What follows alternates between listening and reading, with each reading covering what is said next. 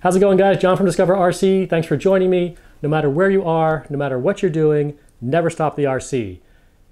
Unless you haven't started the RC. In that case, you should start it and then never stop it once you start. Anyway, happy Thursday, guys. I have a few things I want to talk about, 4 things, and then I'll show you some Opterra footage at the end because I have some leftover Opterra footage from Sunday. I just kind of missed it because I was so busy watching Rob's footage and going, dang, I didn't know he could do that now. The guy is just getting better and better every time he flies. It's really fun to watch.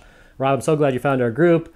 He's a low-key guy. He's very humble, and his quad flying is absolutely getting crazy. So absolute blast. Thanks, Rob. I just have some low-key Opterra footage. I'll put it at the end of this video, but it's nothing like the quad footage, just to warn you guys. So I want to talk about the store closing, talk about crashing, because I had a big crash this past Sunday. We'll talk about the Hoonicorn briefly, and then we'll talk about this, which is going to be a giveaway coming up. So the store is closing. You guys may have seen the video on it. I just want to say thanks for all the really nice comments that you guys made. I read them all. I also know the guys at the store watched the video. They read the comments, and just a lot of support, and really appreciate it. A lot of you guys going through the same thing, seeing your favorite store close. And you know when it closes, it's probably not going to come back. And that's kind of what the sad thing is in all of this. And only a few guys pointed out the fact that, yes, you can get stuff cheaper online. And there's nothing wrong with that. If you got to get your stuff where you get it and what works for you.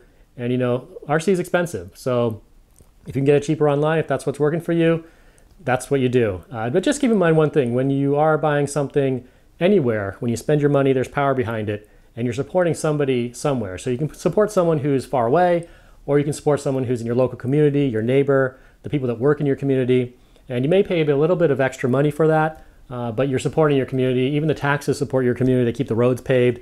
They make sure that if your house is burning down, there's someone that's going to come and save your butt, things that you might appreciate at the time. So, there's power behind how you spend your money. And I think that, yes, hobby stores, they charge a little bit more than what you can get online, but they're not trying to rip people off. They're just trying to stay in business, basically. And I'm like a lot of you guys. I like to go to the store and look at stuff. I like to pick it up and handle it. And it's fun for me. It's fun for me to get that box and come home and open it up. It's not quite the same when you order it online and it comes in the mail. So anyway, the hobby store sent their big Hobbytown USA sign off to a store in Chicago, so that's going to live on. The store is basically completely emptied out at this point. There are a few things. Their last day is going to be this Sunday. That's the last day open to the public, and then they're going to be closed to the public after that. So they still have a few parts left, some batteries, some hobby accessories. There's still stuff in there, and I think they're down to 50% off. So if there's something you want, you have until Sunday to get it. So I took the H from the Hobbytown USA that was hanging in the back. That thing was super dusty. Cleaned it up, put it on my wall, and it's going to be a sticker board now. So if you guys have a channel and you have some stickers and you want to see them put on the H, send them out to me. They just can't be huge stickers because the H is not gigantic, but I will put the stickers on there, and you'll see your sticker some, time to time in a video, whether I'm doing an unboxing or just a video like this. I'll put the H maybe behind me, or you'll see it on the side and you can see your sticker there. Yay, that's exciting. So if you have a sticker, you want to send it and see it on Discover RC, please go ahead and send me a message and we can get that set up. Let's talk about one of those favorite subjects, crashing, because everyone loves to talk about crashing. And it's always great when you crash and you can talk about it, right? So I've had a couple crashes this year, big ones anyway. The Prometheus this past Sunday, which you guys saw, and before that, the Opterra at Flight Fest West, which was controlled flight into tree. And everybody crashes, we know that, but there's a couple things that you don't want to do after a crash. That's how I'm going to phrase it. 2 things you don't want to do. The first thing is you don't want to bury your head in the sand and go, I can't believe I crashed. I'm not going to think about it. I'm going to bury my head in the sand and pretend that never happened and go on, because then you're destined to repeat the same mistake. Even if you examine it, there's a good chance, you may repeat the mistake, but it's less. If you don't examine it and don't learn from it, you're probably going to repeat it. So with the Opterra, that was pretty simple. Controlled flight into tree. But why didn't I see that tree? Well, flying in someplace new, which had trees in the field, they cut down some of the trees. Actually, Josh Bixler said they cut down some of the trees that were closer to the flight line, but there were a bunch of trees further out. So that's definitely a hazard. And if you're flying there for the first time, it's even more of a hazard. And the other problem with that place is behind the field, there's the 80 freeway, and then the horizon, there's like a hill. So the horizon is actually elevated, and those trees just kind of sit below the horizon and hide with the background. And so it's all just like this, trees and hill, and you just can't really see too well. And I learned that the hard way. A lot of planes went into those trees that weekend, I think just because of that, that you couldn't see them. So the lesson there is, if you're flying close in, it's fine. If you're further out, keep airspace behind your airplane, keep it above the horizon, and you won't go into one of those trees there. So that's the lesson there. The Prometheus is a little bit more difficult for me to figure out. That was the airplane that the motor mount shredded at one point in flight. The plane had a crash landing. Horizon sent out all the replacement parts, put it back together. Had one flight with it before, it was flying well. Still some vibration from the landing gear. I didn't put in the washers on the wheels. I should have done that. And that flight where it crashed, the canopy popped off pretty early in the flight. And that may have been because it was vibrating too much from that landing gear. But at that point, one mistake, should have landed. Anytime something pops off your airplane, it's a good idea to land because you don't know how the plane's going to fly. You don't know how losing the canopy is going to affect the aerodynamics. Sometimes planes will just become uncontrollable in that situation. But I was having fun. Nate was flying his Prometheus, and Rob was chasing with the quadcopters, and we were having fun. And I didn't want to land, so I kept flying and thought, oh, this is okay. And that was fine until it wasn't, when the plane got into some sort of spin, and I really felt like I had no control. Normally a 3D plane, a 3D foamy is pretty easy to spin, and it's easy to get out of a spin because it's overpowered.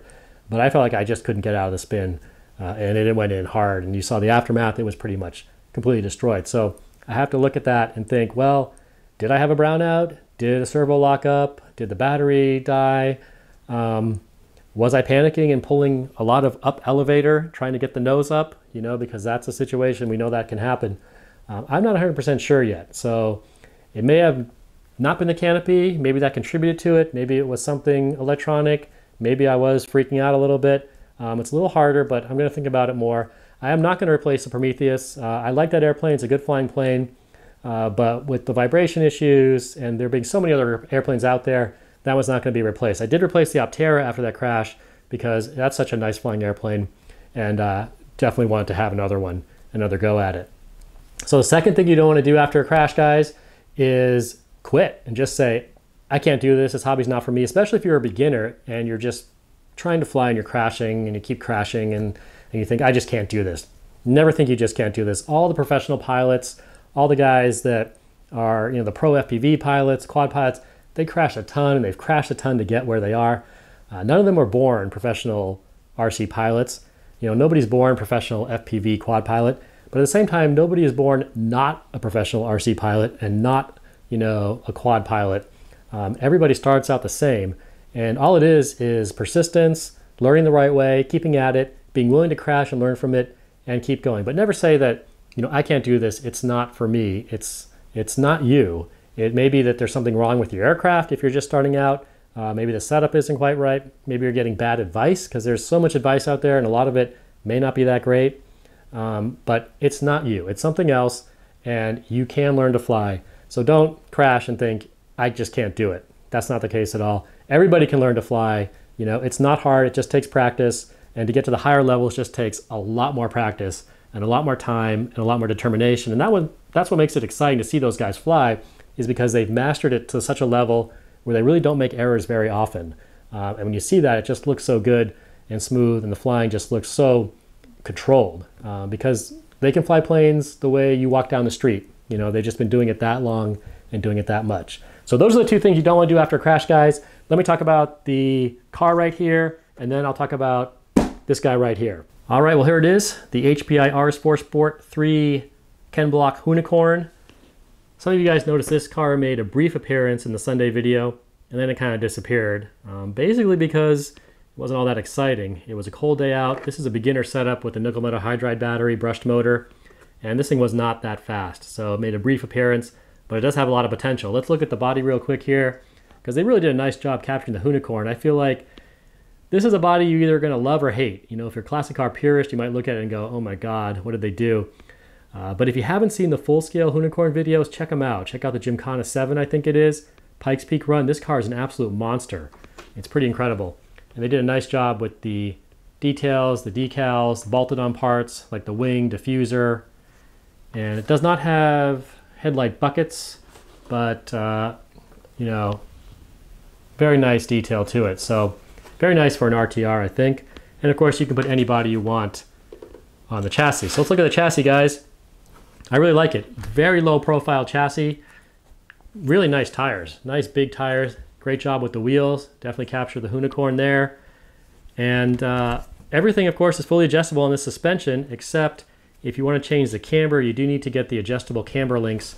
These camber links are fixed, but they do have the adjustable ones available. Lots of upgrade metal parts, of course, as usual. The drive shaft is sealed, which is very cool. You can get to it from the bottom right there. And the diffs, you can also just take apart and get to them very easily. So very cool chassis, it has a lot of potential. It is running that nickel metal hydride, Tamiya plug. So this needs to go, and we need to upgrade to a LiPo. It is okay to run this with a LiPo, 2-cell LiPo in this setup. And I think that will change things quite a bit. And then of course you can also go to a brushless if you want to get even more power out of it. But I'm going to first go to the 2-cell LiPo.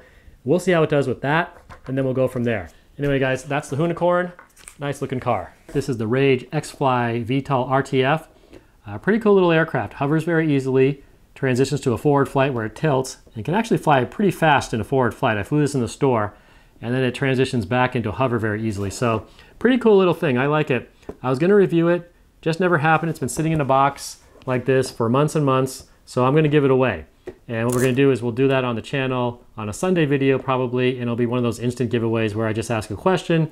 First person to answer it gets it. If you've won stuff before, I don't care. You can win this too. I don't care if you win all the stuff we give away. It makes no difference to me.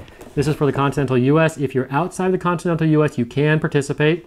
And what I'll do then is if you win, we'll just send something of equal value from Banggood or GearBest, but we'll set you up. So everyone can participate. It'll be either this Sunday or maybe next Sunday. I'm not sure. But we will be giving away this little quadcopter X-Wing forward transitional flight vehicle RC. All right, guys, that's it. Opterra video coming up right now. Thanks for watching. Never stop the RC.